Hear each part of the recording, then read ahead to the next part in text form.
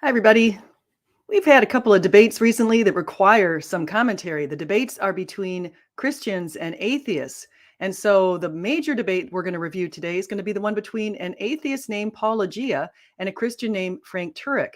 And then we're going to talk a little bit about the Bart Ehrman, Mike Licona debate. I did not see the entirety of that debate. I only saw a portion, but I saw what Pine Creek advertised on his channel because Pine Creek paid the $49.95 price tag along with 1,000 other people and watch this video. So this was a video Bart Ehrman and Mike Licona made a lot of money off of, but I digress. I'm really going to pay more attention to this particular debate. The question that was on the Unbelievable channel, on Justin Brierley's channel, is do Star Wars and superheroes point to Jesus? I would say that a lot of myths are drawn, a lot of today's myths and fan fiction, a lot of that does come from a historical truth. And so you see the story of the hero. A lot of times the hero starts off one way and in one form, suddenly encounters evil. Next thing you know, overcomes the evil and emerges victorious. So we see that same mythology played out again and again. But if you go back in history, you can see the original source of much of this information or of many of these stories. We have myths throughout history, but then we had one true myth, the story of Jesus Christ. The idea that the good person, the supreme being, sacrificed himself for the good of the rest of us is something that we can all look up to. Gave his life for his friends, laid down his life for his friends. So I want to say hi to people in the chat before I get going here. I see Redefine Living, Craig Reed, Jesse Camping. And Craig says, I'm not paying no $50 to watch a YouTube debate. That's exactly what I say. Plus it was 7 hours long. I mean, how painful. Actually, Pine Creek, I'm going to give Pine Creek some credit here. Pine Creek had some pretty good commentary on some of the things that were being said by Bart Ehrman. And so what I did was I drag up the script from that, and I got the script from Bart Ehrman on what he said about Christianity and its exclusivity.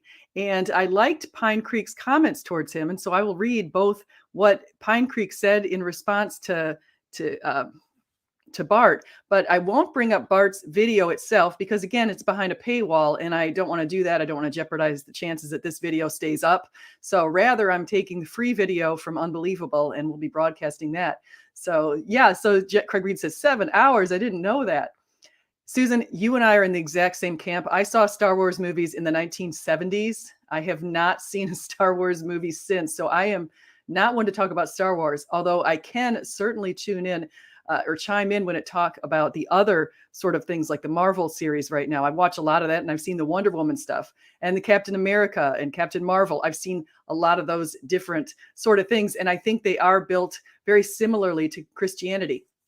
And then Harry Stark in the chat here said that J.K. Rowling's admitted that Harry Potter was also, his resurrection was designed after Jesus's resurrection. So I think that is certainly very interesting. And so hi to Taking Back Eden as well. So good to see all of you. It's wonderful.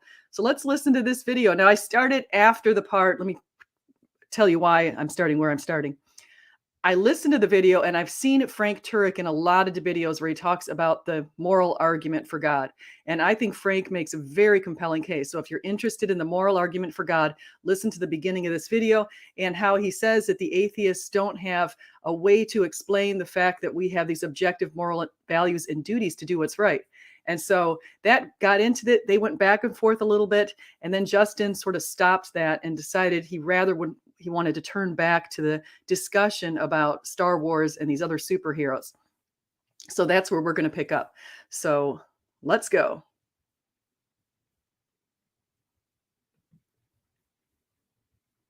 And again, I know you need your own senses. So you do have to have some presuppositions. You know, we have to presume that our senses are reliable enough.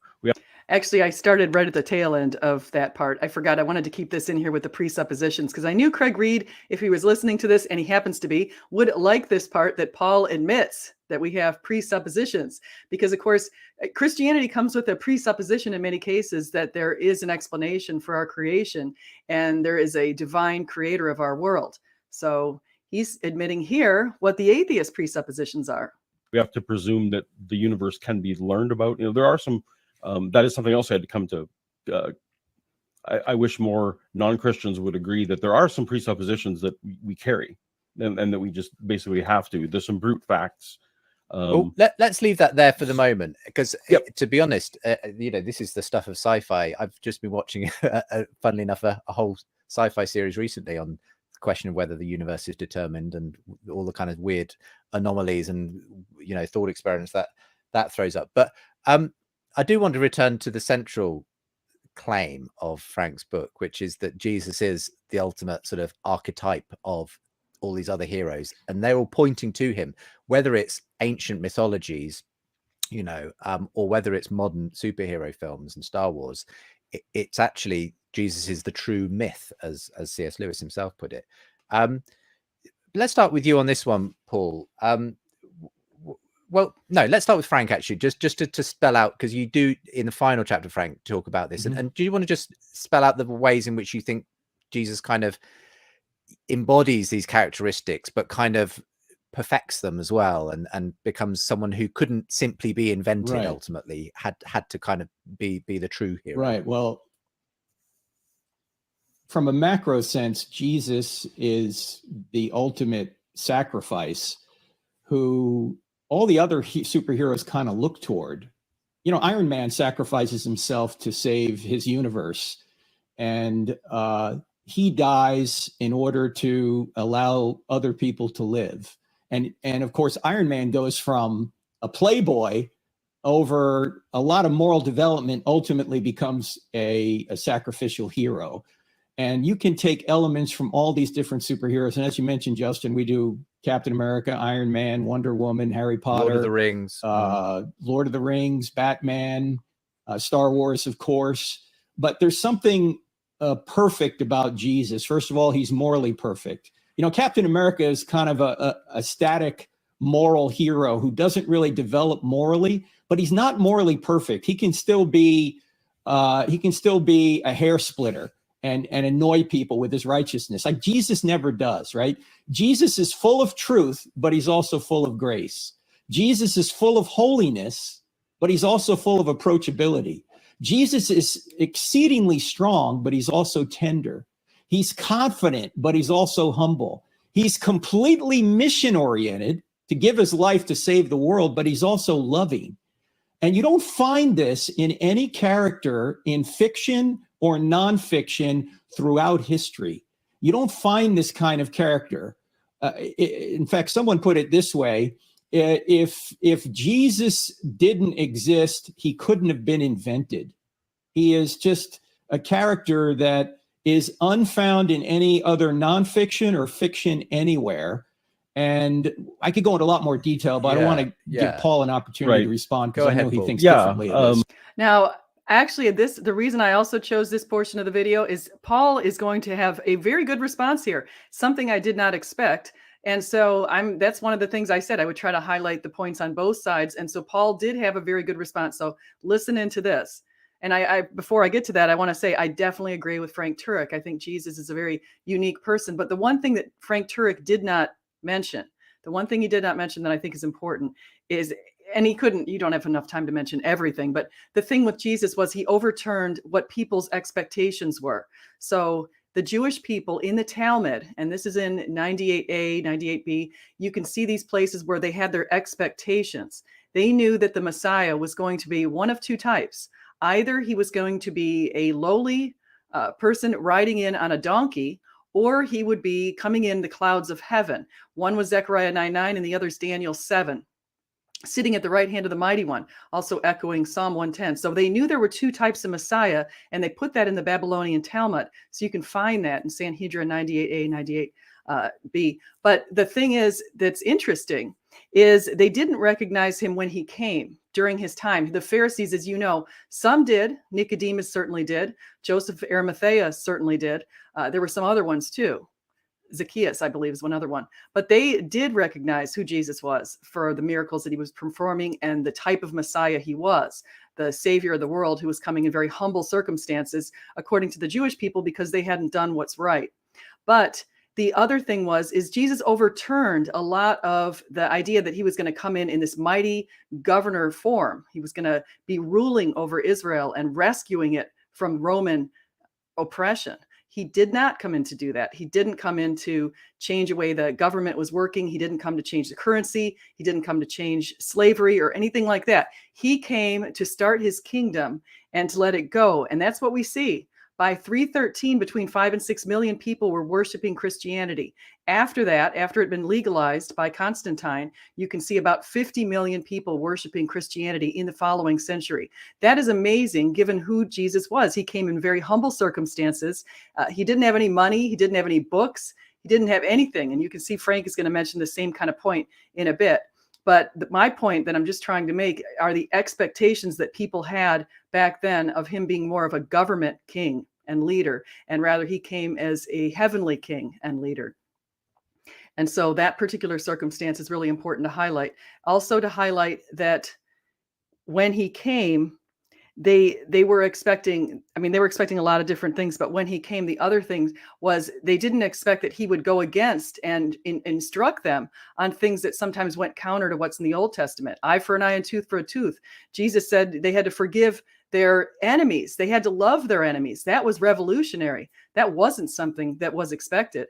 And so he realized some of the ways that they had corrupted themselves. And so he came as a corrective measure. So here we go. So one of the interesting things about, there's no character like this. He's very perfect. I'm not sure if Frank has heard this term before, but there's a term in fandom called Mary Sue. And a Mary Sue character is a character that is too perfect to be real. And the Mary Sue designation came up to specifically designate lazy writers. And in most specifically, when fans go and write fan fiction about Harry Potter or Star Wars or Twilight or whatever, the fans typically tend to put in characters that are too perfect. They don't have problems. And that's considered to be lazy writing. That's not considered to be some kind of miracle that someone came up with a perfect character. So as I said, that was a very good comment. That was very clever on Paul's part. So I want to give him full credit for coming up with a very clever response. So after hearing Paul say that, and I wasn't familiar with the term Mary Sue myself, I went and looked up the Mary Sue characters, and I found that they typically apply to adolescent writers who are writing about themselves, many times female, and writing about themselves in sort of ways that they wish they were, ways they wish they had no weaknesses. There's the counter to that, according to these places, like the Marty Stew is the male form of that, but that's much more rare, according to what I saw on Mary Sue characters. But a Marty Stew could be something equivalent to Superman or James Bond or somebody like that. So that's also what I found today online for the little bit that I was able to get into on Mary Sue. But that was a clever comment. I do want to comment on that as far as Jesus and the issues that are in there. One of the things you're going to note in the Gospels was the reporting of events that were sometimes embarrassing, like Jesus's brothers and mother trying to stop his ministry and questioning what exactly he was doing and questioning his sanity. That was something that shows in there. Jesus also, they referring to Jesus, how come he wasn't fasting? How come he was hanging out with prostitutes? How come he was hanging out with these lowlifes and tax collectors? So this certainly is not something that sounds like a being of perfection and what they expected. And of course, probably one of the most embarrassing things, among others, but the fact that women discovered the empty tomb in a time when women's testimony wasn't to be trusted, according to Josephus. And also something else that's very important is the hero is crucified as a criminal, as a common criminal. And that is something that isn't something that they expected. They did not think that the Savior of the world would be crucified in such a gruesome manner. However, if you are curious about that, it was portended in Isaiah 52:17 through Isaiah 53. So take a look at those passages if you haven't had a chance yet. We know from those he was supposed to be pierced for our transgressions, and he would be crushed beyond for our iniquities. By his blood, we are saved, and he should see the light. So anyway, here we go.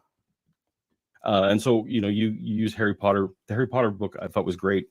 Chapter in your book, pardon me, was great. Outlining exactly how Harry Potter is just way too perfect, like, because he's supposed to be this allegory.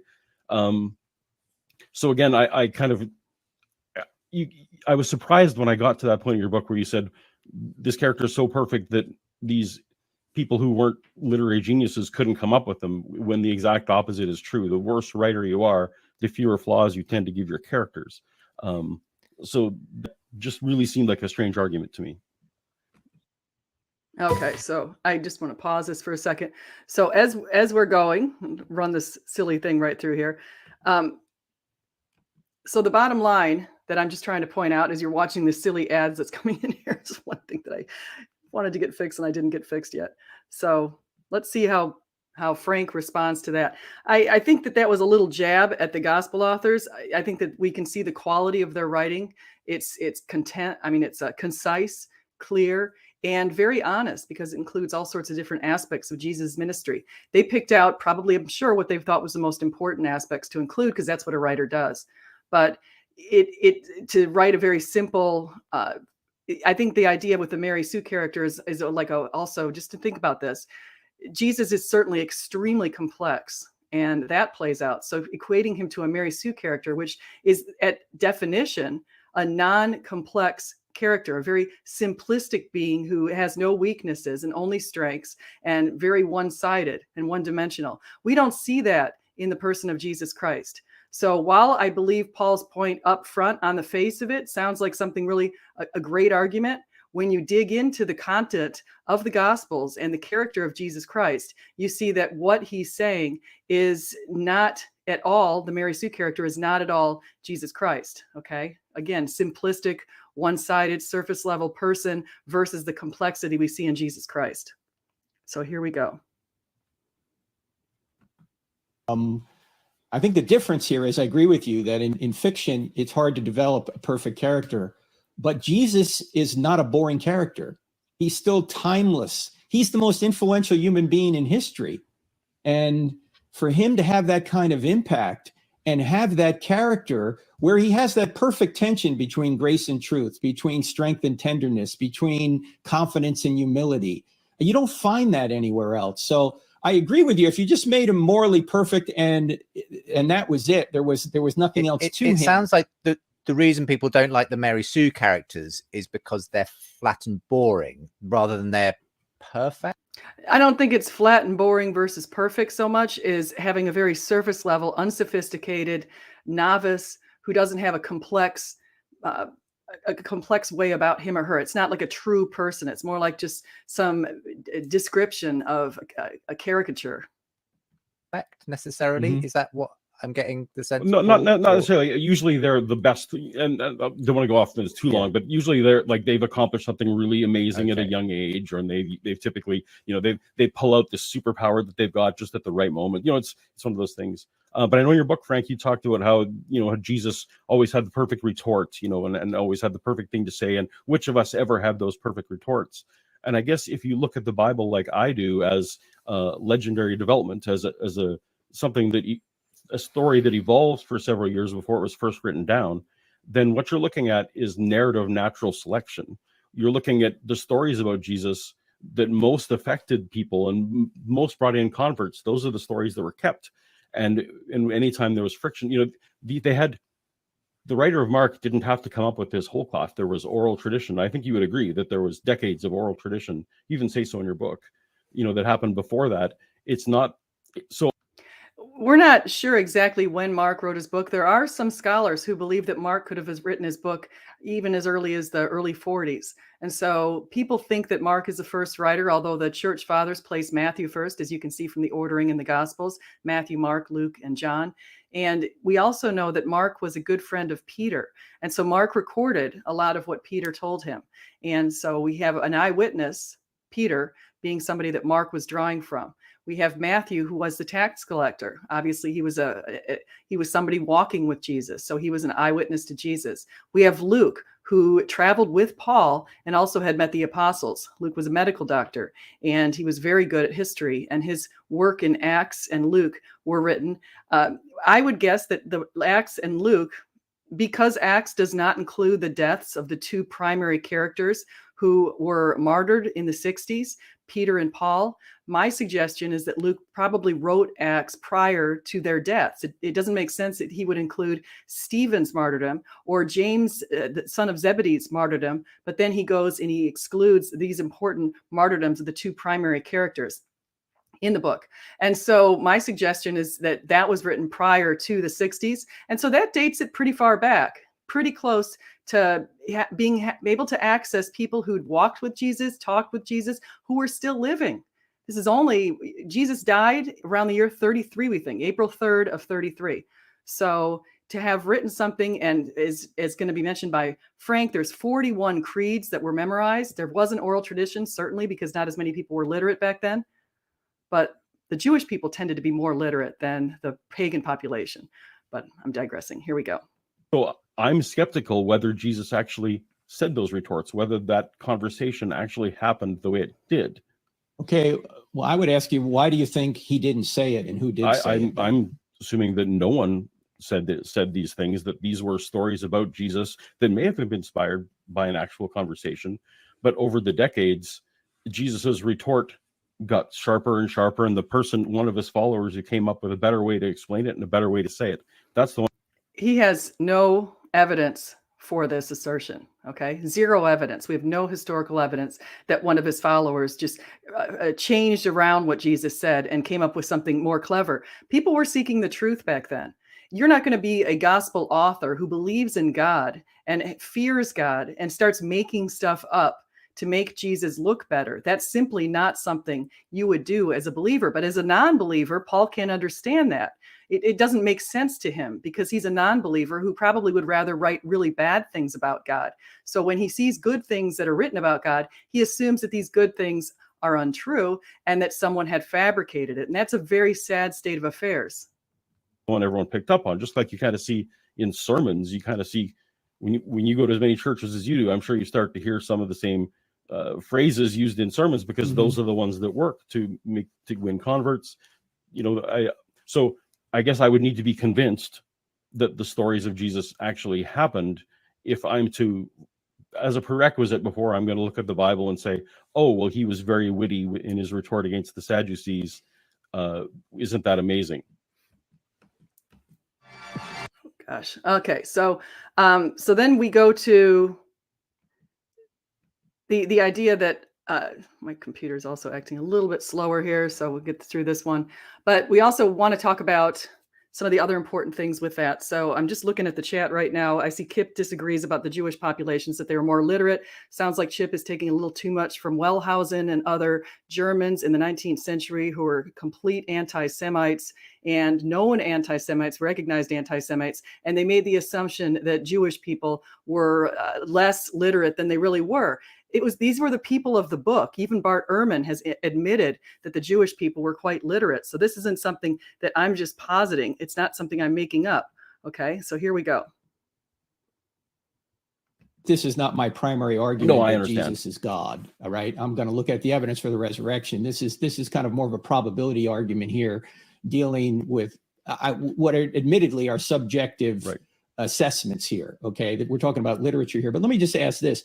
It seems to me, how does the same consistent character of Jesus come through in all four biographies that were written in different parts of the ancient world? So Matthew, Mark, Luke, and John are in different places when they write their gospel. Note that is a very important point. This is one of the great points coming out from Frank Turek. Dr. Frank Turek, I should say. So Frank is pointing out something that you have to think about here. They didn't have telephones back then or the internet or ways to communicate with people across heavy distances. But these people were all over the ancient Near East, traveling all about the ancient Near East, writing their gospels at different times. And they're remarkably consistent. And also, as mentioned by Frank later and by people like Lydia McGrew, are the undesigned coincidences. There are many undesigned coincidences in the Gospels that link them together that were unplanned. But here we go. How does all this come through if Jesus was a legend or each writer heard different invented stories about Jesus? Well, I think you would agree that Mark is a primary source for Luke and Matthew, right? He might be a primary source or one of That's something that's completely disputed. So some people, even William Lane Craig, say that Matthew and Luke drew from Mark. And he looks at because the brevity of Mark with respect to the other two Gospels. He thinks that Mark was written as a very quick first account, and then the others expanded their additions by building from some of the things that Mark said. I would take a different perspective here. I think the jury's still out on who exactly was the first author. And I would also say that we don't know if it's Mark pulling from, so you don't know if it's Mark pulling from Matthew or Matthew pulling from Mark. What we do know, however, is that these gospels were written in a way that goes together. You can't find provable contradictions in the gospels, which is really interesting. So we go. The sources, but if you look at Luke has a lot of material that is not found in Mark. And some of that may be either Matthew borrowed from Luke or they both borrowed from a Q source. I mean, to say that they pulled from a consistent oral tradition. So one of the things you mentioned in your book. I want to mention one thing before he gets to that I forgot to mention. So another very important point that I want you to think about is a lot of times when you go to a sermon, a lot of times the pastor repeats stories time and again. And it's highly likely that Jesus, as he traveled around for his 3 years with his apostles, repeated some of his stories and some of his sermons and his parables. Very possible. And so for Matthew and John to say some of the things that Jesus said, it was in their first-hand interactions with Jesus during these times, sometimes repeated, okay? And so you have the Sermon on the Mount. Do you think he only said the Sermon on the Mount the one time? It's likely he said, blessed are the meek and those kind of things many times. And so these authors pulled that because of their first-hand accounts. So it's not that one necessarily has to pull from the other one, right? Matthew doesn't have to pull from Mark or pull from anywhere else. Matthew traveled with Jesus, the leader, the pastor himself. And so what Jesus was saying, they could pull and write their own stories. You mentioned Batman when he came out in Detective Comics. When he started out, Batman fired guns and used to kill people. You know, that was a thing. And then over the decades, the Batman that we know and love emerged. And similar with Superman. When Superman first came out in Action Comics, he couldn't fly. He wasn't bulletproof. You know, all those things. These were characteristics that in the first couple decades of these characters' lives, the writers figured out what the audiences liked and what they didn't like. And I thought that was a great analogy for what I think happened with the Jesus stories. The Jesus stories got a couple of decades of honing, you know, amongst his followers. And that, for me, perfectly adequately explains why you get a consistent nature combined with what I think are clear literary dependencies. Even John, most like Keener and others, forgive me if it's not Keener, maybe it's Allison, you know, John seems to have had a copy of Mark available to him. I think this is kind of ridiculous. Again, John traveled with Jesus. John said, write down everything. At the very end, John said that it was his testimony. He was traveling with Jesus. He saw these things firsthand. He doesn't need to go dig up Mark's thing. In fact, it's kind of ridiculous to think an apostle is going to go find somebody who's not an apostle and dig up their material and copy from it. That really doesn't make sense to me. And so it's much more likely that they had the knowledge of these events themselves because, again, firsthand experience. John was there. John was at the foot of the cross. He uniquely reported that he was there at the foot of the cross. He was the only male apostle who was there, or at least who was reported to be there, aside from the many women who were there, like Mother Mary. And so we have that kind of report. And there are a lot of reports that John puts in there that somebody who has firsthand experience would know. So I want to say hi to the chat. Still, I see Kip Davis, Taking Back Eden, Hellbound Heathen, Bewitched. Good to see you guys. Hope you're having a good day. As I was mentioning, I'm just reviewing a little bit of this. I've also got a nice quote from Bart Ehrman that I want to discuss, and that's going to be coming up, and that's from the Bart Ehrman, Mike Licona debate. Whether or not he directly used it. So, you know, for me, those literary dependencies are easily enough to say he's roughly consistent. Well, yeah, he is consistent, but they, as I say, they're all written in different areas by different people who are writing to different audiences. You know, Matthew's writing more to the Jewish audience, as you know, whereas Luke is writing to a Roman audience. I mean, they're writing to different people, and they all seem to have a consistent character of Jesus, even though there are different stories about Jesus in those four different Gospels. And it seems to me, what's more likely, that this character Jesus actually existed and said these things, or these four different writers in different parts of the ancient world somehow came up with this same amazing character through some sort of scrambling legendary it's in development. The same way Matt Reeves and Tim Burton and why am I blank? Just think about this. If people were going to make up a story about a savior, they're certainly not going to make up one about a person who's crucified. Crucifixion was relegated to the lowest levels in life. The people who were crucified were slaves. They were people who had committed terrible crimes. And so to have the Messiah, the king, be crucified. That certainly would, is that a literary device to you, Paul? Does that make sense? It doesn't make sense. Banking on the other trilogy, the Dark Knight trilogy, those directors all came up with incredibly different Batman stories. But yet the core of well, right, but they're I fiction, think though. Jesus, They're not... I think the stories about Jesus are fictional. Like if you look at it that way. Wait. So you're saying the most influential human being in history never existed? No, I think Jesus. I will fight anyone. I think Jesus existed, but I think that the stories that emerged about him in the decades later are, again, I cannot emphasize enough how much Luke and Matthew just blatantly copied Mark. Like that's, if you had a copy of Mark with you, it's very unsurprising. Well, can we come back to this after a quick break, and we'll see how Frank responds to this, because I think we're getting to some interesting territory here as to. Yeah, so there are a couple of interesting people, and I wanted to I'm going to shift over for a second to the Bart Ehrman, Mike Licona debate, because I want to read to you what was in the script. I pulled a script from, I'll admit it, from Pine Creek's channel. Pine Creek had some comments on this himself, but here's what Bart Ehrman says, quote, "For them," and he's referring to evangelical Christians, "all other religions are wrong in their various ways, right? Islam, Hinduism, Buddhism, Judaism, Shintoism, Jainism. And for the evangelical Protestants who take this approach, all other Christians are wrong. Catholics, Greek Orthodox, Mormons, Jehovah's Witnesses, and those liberal mainliners, and on and on. They're not only wrong, they are destined to eternal punishment, either torment or annihilation. As Mike himself," he's referring to Licona, "has alluded to, these other people are opposed to God. So ultimately, God is opposed to them. God favors the one who agrees with the apologists, who will have eternal bliss. Few people know what this kind of exclusivism has done throughout the course of Christian history.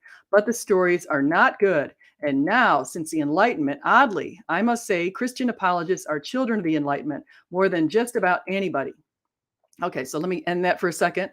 He is trying to make a case that the fact that Christianity is an exclusive religion, that it's problematic, because he's going to point out in a second here that causes harm and it causes suffering. And I think that is an absurd thing. If Christianity is true, all of the other religions are false. And Jesus make a claim to exclusivity. Jesus himself said, "No one gets to the Father but through the Son.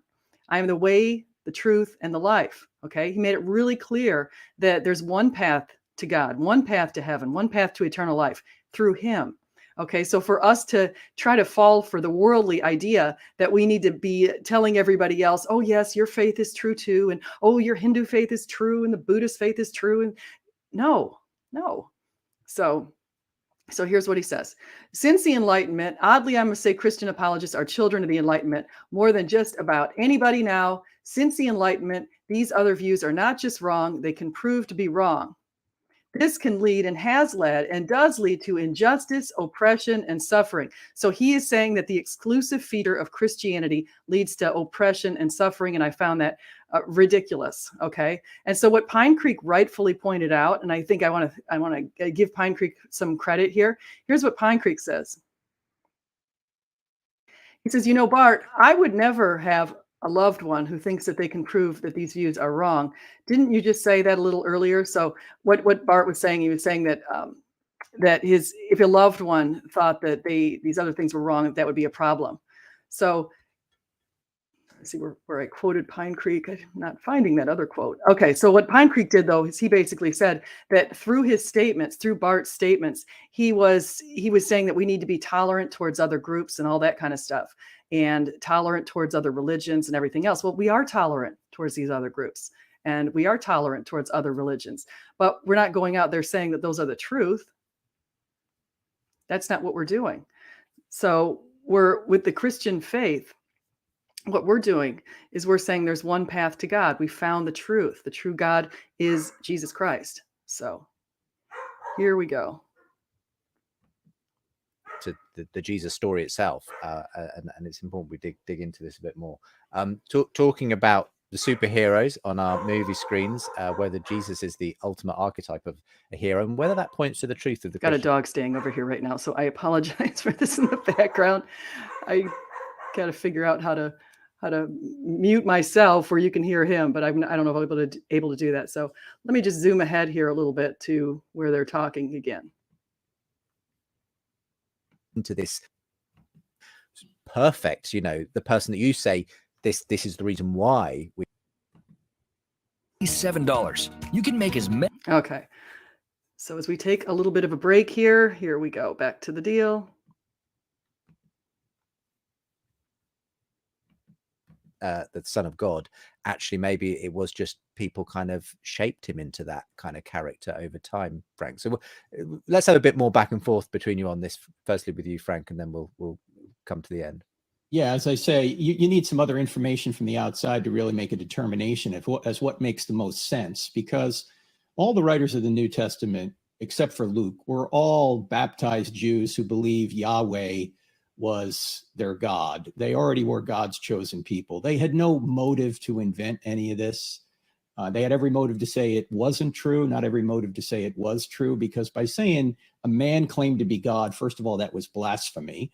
They didn't think a man could claim to be God. They didn't think somebody would rise from the dead in the middle of time. They only thought somebody would rise from the dead at the end of time. So for them to say that a man claimed to be God and rose from the dead in the middle of time, when they had no motive to say otherwise, could only really be explained by a man claimed to be God and rose from the dead in the middle of time, because they got beaten, tortured, and killed for saying this was true, and they had no motive to invent it. So I don't see this as an invented story.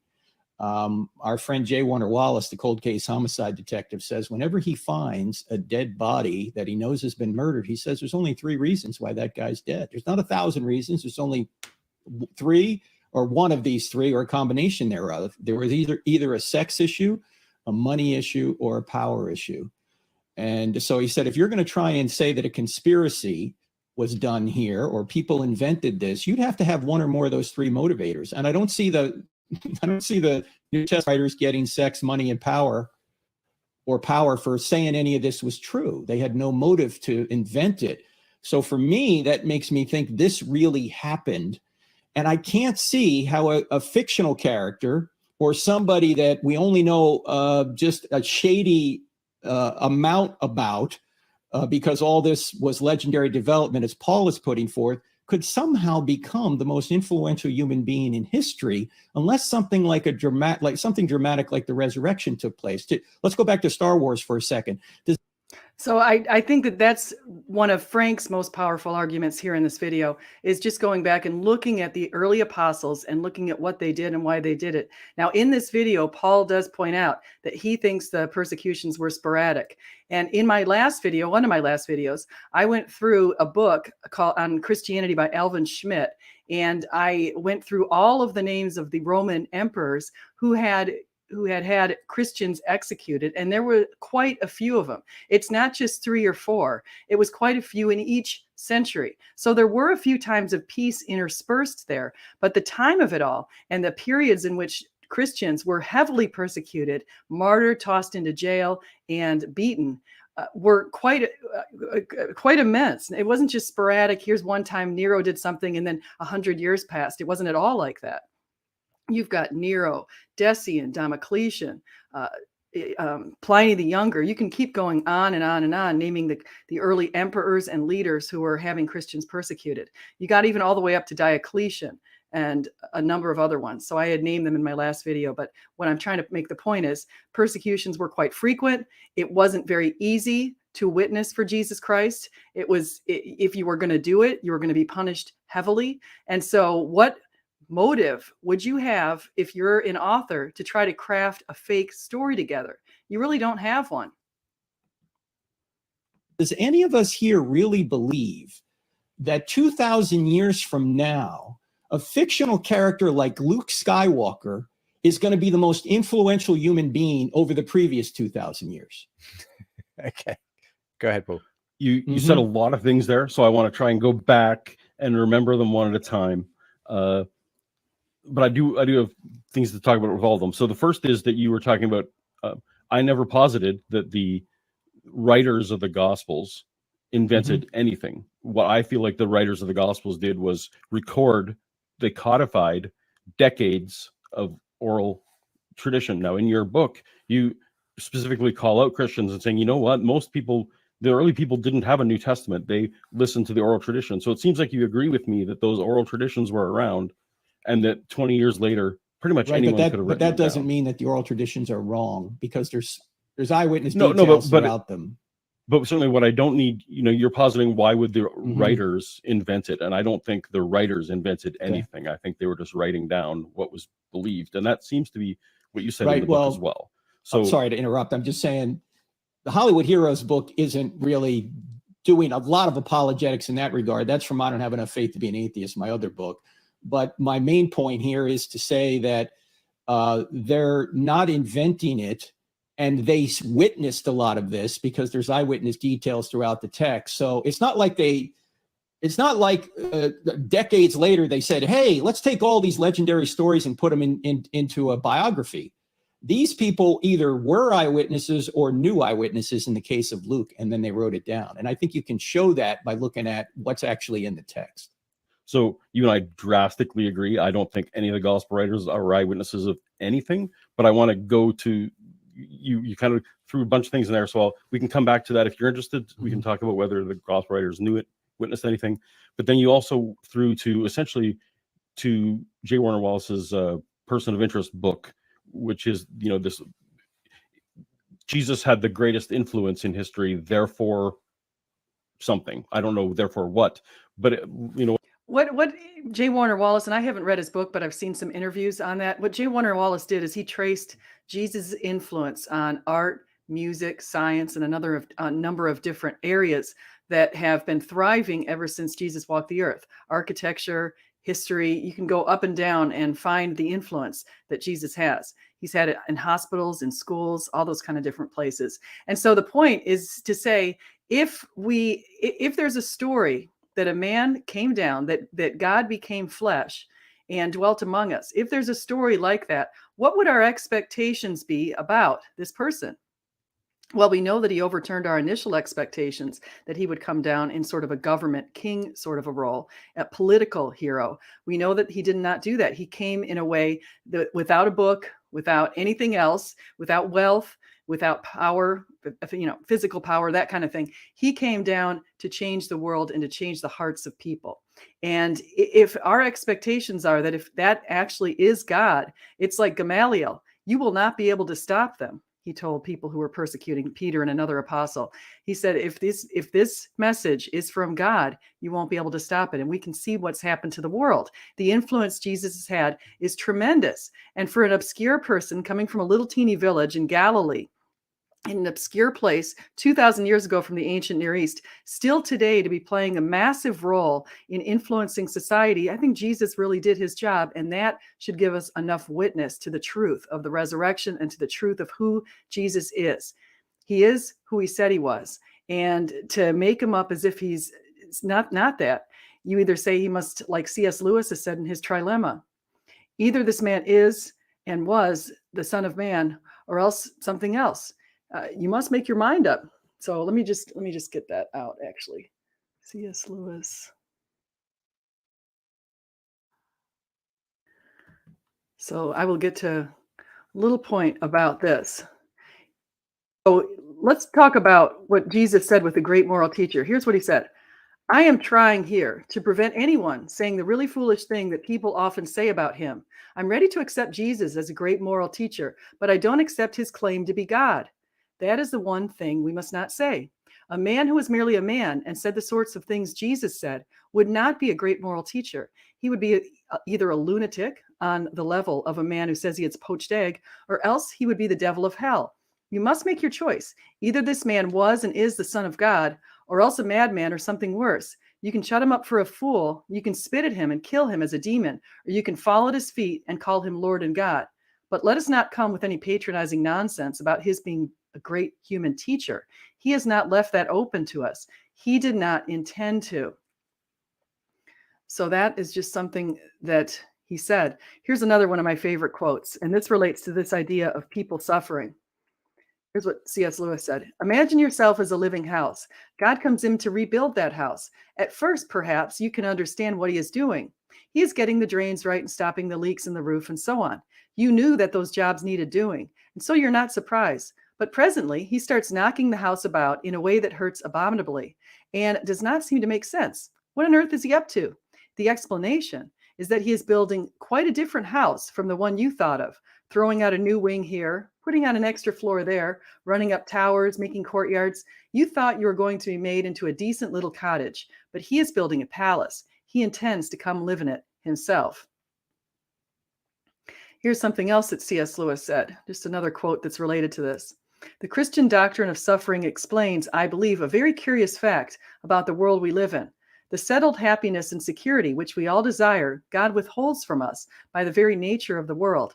But joy, pleasure, and merriment he has scattered broadcast. We are never safe, but we have plenty of fun and some ecstasy. It is not hard to see why. The security we crave would teach us to rest our hearts in this world and oppose an obstacle to our return to God. A few moments of happy love, a landscape, a symphony, a merry meeting with our friends, a bathe, or a football match have no such tendencies. Our Father refreshes us on the journey with some pleasant inns, but will not encourage us to mistake them for home. So C.S. Lewis really had a way for words, and I would encourage everyone to go take a look at that. Those came from his books, The Great Divorce and Mere Christianity and The Problem of Pain. So meanwhile, back at the ranch, here we go. So let's hear some more.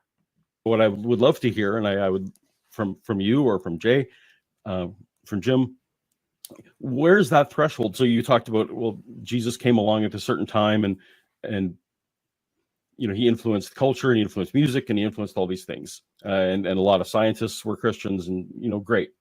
But where's that correlation? Not where?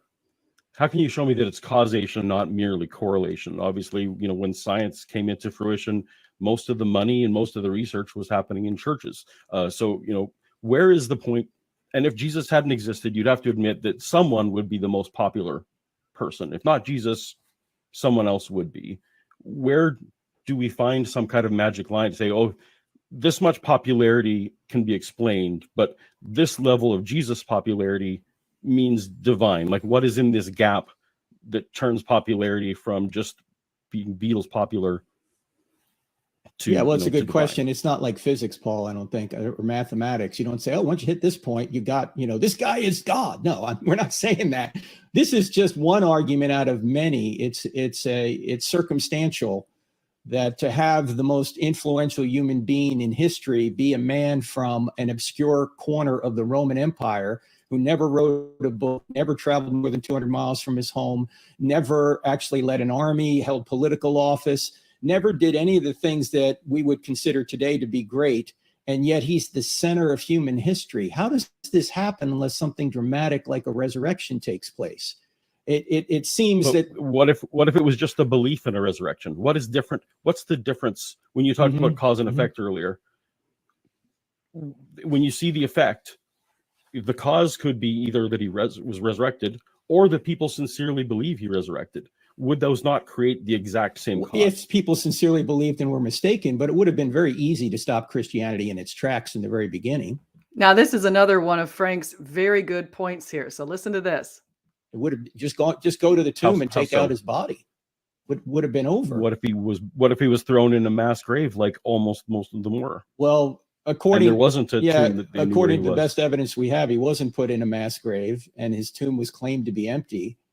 And there's absolutely no ancient evidence that supports Paul's notion that Jesus himself was thrown in a mass grave. We have reports coming from the Gospels that Joseph of Arimathea buried him in his own tomb. And as predicted by Isaiah, he was buried in a rich man's tomb. As you know, when the women showed up there on the third day, they did not find him. His body was gone, and the angels told him, he's not here. Now he has risen. And so we know that happened to Jesus. Now, the interesting thing is Paul is going to assert this mass grave based on the notion that some ancient people were thrown into mass graves. But here's where Frank gets the really good point. The Romans and the Jews could have, if they were the ones that disposed the body, even in a mass grave, they could have said, let's go get the body and show everybody. So we got a little bit of a hit here. So let's go get the body and show everybody. And yes, Harry, I'm going to get that.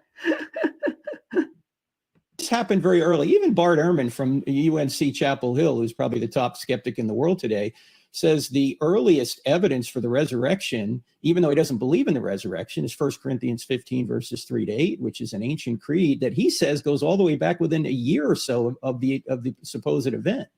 So I actually had Bart on my Mhm. channel last Mhm. week to talk about Gary Habermas saying that very thing, and Bart disagrees. Bart says that's not what he well, believes. maybe he's changing his tune, because he did believe that at one point. It's an early creed. In fact, there's 41 creeds in the New Testament that go way back to the events themselves.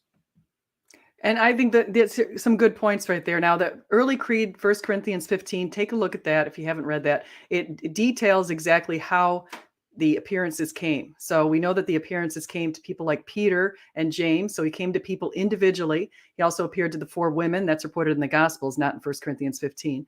But then he appeared to the 12. Then he appeared to 500, some of whom were still living and could, of course, testify to that. He appeared to James, who was Jesus's half-brother, and also who had tried to stop his ministry. And then he appeared to Paul. And you remember from Paul on the road to Damascus, Paul was not a Christian when Jesus appeared to him. He was after the Christians in the movement. He wanted to toss them all into jail. He thought that Christianity, the way, was a corruption of Judaism. And he was a very well-educated Jew who had practiced and worked under Gamaliel. So anyway, so the bottom line is, what happened to these people? How did Peter, who had denied Jesus 3 times, Paul, who had tried to stop Christianity, and James, Jesus' half-brother, who tried to stop his ministry and thought he was going mad, how did these 3 come to Jesus? Well, of course, we have the resurrection appearances as detailed in places like 1 Corinthians 15.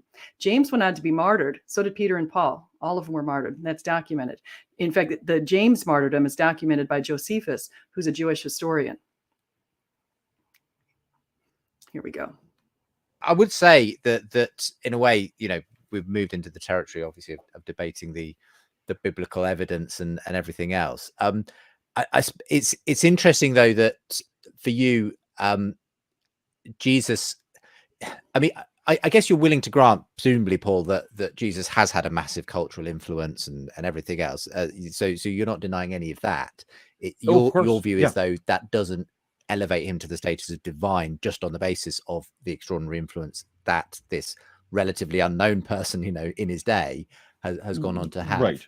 As an interesting example, like when the book Person of Interest book came out, Jim was talking a lot about how we could recreate the Bible from other sources. So I took it upon myself to recreate Star Wars Episode 4 entirely from clips from other movies. And you can actually go on my YouTube channel and watch a half-hour version of Star Wars Episode 4 without a single clip from anything Lucasfilm ever made. So you can, what Jim was saying, and actually this is true, if you look at the early church fathers, you could recreate everything that was in the Bible. I also wanted to point out to something about Bart Ehrman changing his story. We just saw that happen a little while ago. Initially, he had given some credibility to things like the timing of the early creed in 1 Corinthians 15. He also initially gave some credibility by saying that he was in full agreement with Bruce Metzger, who was his advisor, and they were in full agreement that the core tenets, and not tenets, some people always want to say that, it's tenets of Christianity, have been well preserved in the Gospels. Okay, Bart has said that in the second appendix of Misquoting Jesus. He made it quite clear. Now, when people who were debating him pulled that little quote out that he said, he omitted that quote in his third version of the book Misquoting Jesus, and suddenly this little nugget is out of the appendix. It's no longer there. You can't find it. But he admitted back there that the core tenets have been well preserved. Now, why am I bringing up Bart Ehrman? Bart Ehrman has taken upon itself. He took much offense in the Mike Licona debate against Mike Licona for having said that Mike had a student whom also was a student of Bart, and the student said that Bart tries to deconvert the students, and that Bart tells the students he's going to try to deconvert them. And Bart said he's never done anything of the like. But then he turned around on the other side of his mouth and decided to start talking about the exclusivity of Christianity and the way that Christians need to change that because it's causing harm and suffering. So you can imagine taking a class with this man who's going to be telling people that when they believe what Jesus said, which is that he is the way, he alone is the path, that they are causing harm and causing other people to suffer. If you're suffering because you hear that, you nearly need to, some people are just so far woke these days. You really need to get a grip. Okay. You really need to get a grip. So if it's causing you suffer to hear what somebody else believes in the Bible, get a grip. Man up, woman up, whatever. So here we go.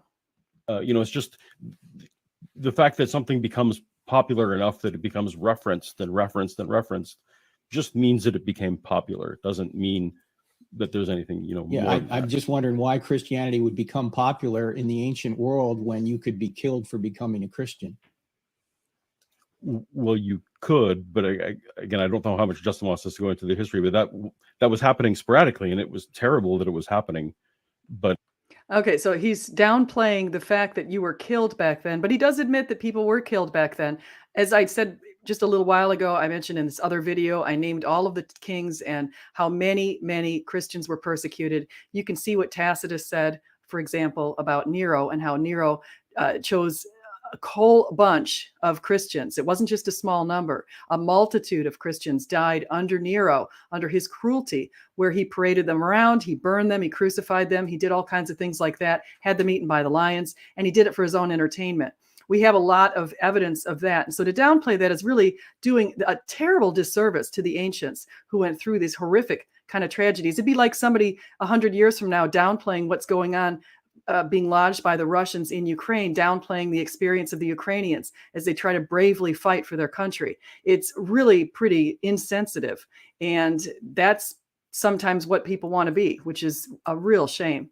So with that, I'm going to go ahead and end this broadcast. I want to say thank you so much for coming by. Please like, subscribe, do come again. And just remember, whether you eat, drink, or whatever you do, do it all for the glory of God. And by the way, I will have no commercials on this video. I never put commercials in the middle of my videos. I do that because I see that sometimes in other videos, and it takes away from watching the video. And so you'll never see them in the middle of my videos. Every once in a while, you'll see them at the edges, the beginning and the very end, but not in this one. This one's going to be free of videos, free of monetization.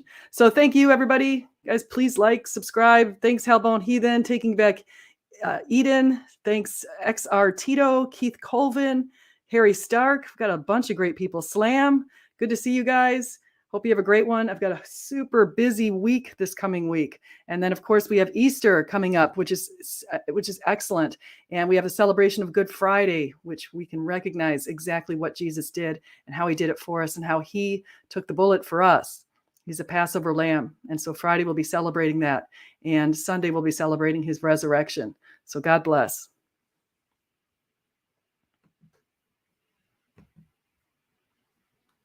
Oh, and M. Prizev, good to see you too.